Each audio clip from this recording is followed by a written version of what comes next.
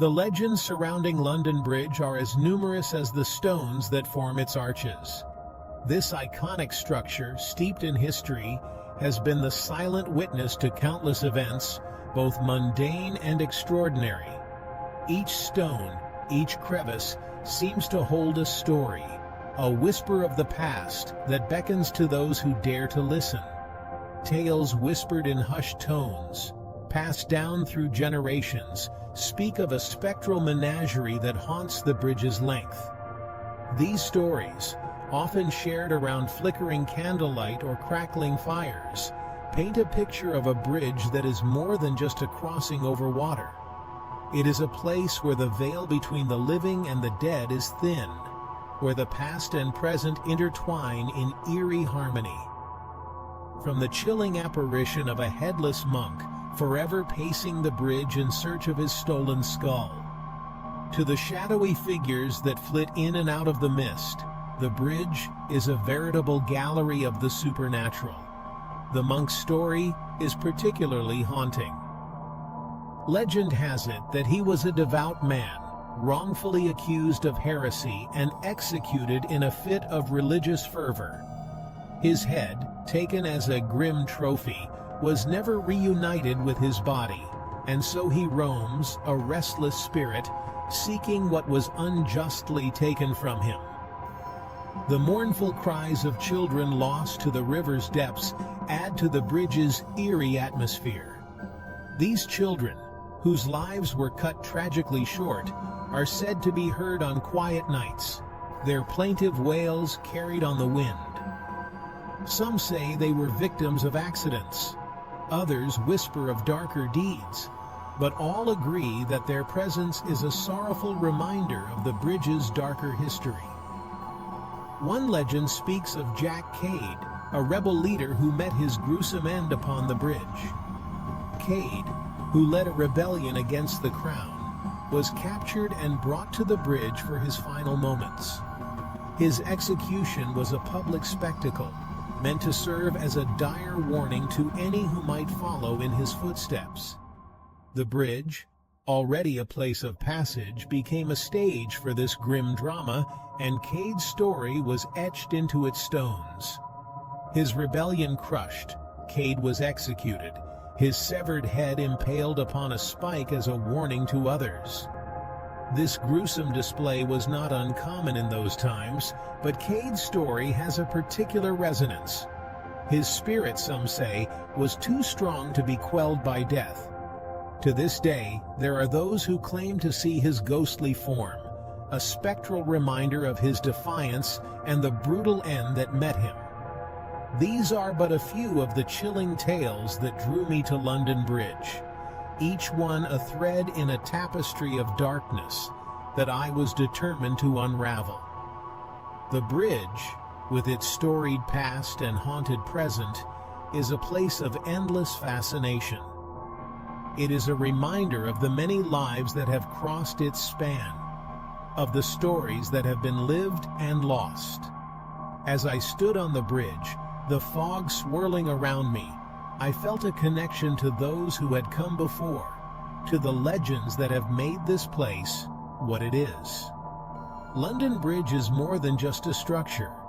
It is a living, breathing testament to the power of history and the enduring nature of human stories. The air was thick with the smell of river water and the distant hum of the city as I approached London Bridge.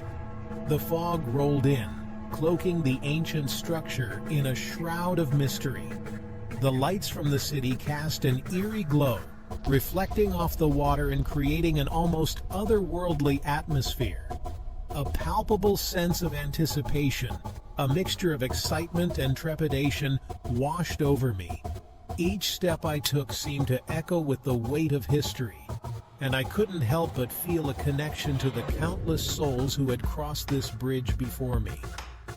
The dark clouds overhead mirrored the storm of emotions within me, a blend of curiosity and fear. This was no ordinary investigation. This was a journey into the heart of London's haunted history. I had spent months researching, poring over old texts and speaking with local historians.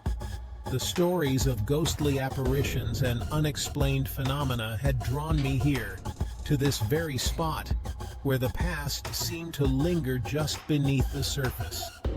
As I stepped onto the bridge, the weight of centuries seemed to press down upon me. The stones beneath my feet were worn smooth by the passage of time, each one a silent witness to the countless lives that had crossed this path. The air was thick with the whispers of history, and I felt a profound sense of reverence for the stories that had unfolded here. The very air felt heavy, charged with an unseen energy. It was as if the bridge itself was alive, breathing with the memories of those who had come before. The mist swirled around me, creating ghostly shapes that seemed to dance in the dim light. I could feel the presence of something otherworldly, a force that defied explanation. I could almost hear the echoes of footsteps from ages past, the murmur of voices lost to time. The bridge was a conduit for these spectral sounds, a place where the veil between the living and the dead seemed to thin. I closed my eyes and listened, letting the sounds wash over me, each one a fragment of a forgotten story. The sun was beginning its descent, casting long shadows across the bridge's surface, and a chill wind whipped through the arches, sending shivers down my spine. The play of light and shadow created an almost surreal landscape where reality and imagination seemed to blur. The wind carried with it the scent of the river, a reminder of the ever-present flow of time. I had come prepared, armed with an array of equipment designed to detect and document paranormal activity. EMF readers, digital voice recorders, and infrared cameras were my companions on this journey into the unknown. Each piece of equipment had been carefully chosen, each one a tool to help me uncover the secrets that lay hidden in the shadows. And infrared cameras were my companions on this journey into the unknown. These devices, though advanced, were merely extensions of my own senses, designed to capture what the human eye could not see and the ear could not hear. They were my allies in this quest to bridge the gap between the known and the unknown. But more important than any piece of technology was my own intuition, my own sensitivity to the unseen forces that surrounded me. I had learned to trust my instincts, to listen to the subtle cues that often went unnoticed. The slightest change in temperature, a faint whisper on the wind, these were the signs that guided me. As I ventured deeper onto the bridge, I couldn't shake the feeling that I was being watched, that unseen eyes followed my every move. The sensation was both unsettling and exhilarating, a reminder that I was not alone in this place. The shadows seemed to shift and move, as if alive with the spirits of the past. I took a deep breath and pressed on, determined to uncover the truth that lay hidden in the darkness.